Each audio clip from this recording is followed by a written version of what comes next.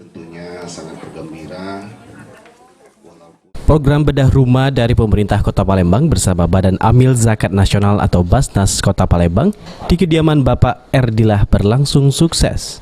Dengan disaksikan langsung warga lainnya serta Kepala Dinas Kominfo Kota Palembang, Edison, dan beberapa perwakilan dari pemerintah kota, pemotongan pita dilakukan secara simbolis oleh Wakil Wali Kota Palembang yang dalam hal ini diwakilkan Camat Ilir Timur 3 Palembang, Rusmeidi Saputra, yang menandai bahwa rumah kediaman Erdilah saat ini telah resmi menjadi rumah mereka seutuhnya yang sudah layak ditempati. Terima kasih kami ucapkan dan kita Oke, Pak.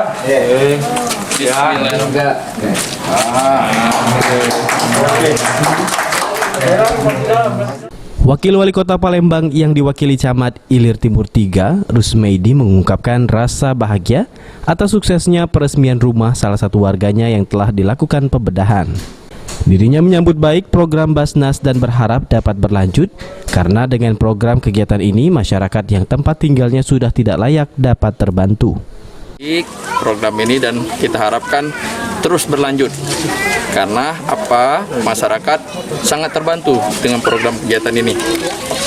Masyarakat juga tadi kami tanya, mereka sangat terbantu juga dengan kegiatan ini. untuk kecamatan kita sendiri Pak, ada berapa warga yang diajukan? Kalau ini yang jelas Pak Erdila ini pengajuan dari tahun 2019. Kalau untuk 2020 belum, tapi ini waiting list dari tahun 2019.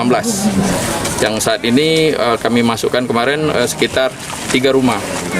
Tapi alhamdulillah berterima kasih alhamdulillah atas syukur kehadiran Allah Subhanahu wa taala atas dibantunya program pemerintah khususnya dari Ibu Migrasi. Senang gue ya? Senang alhamdulillah.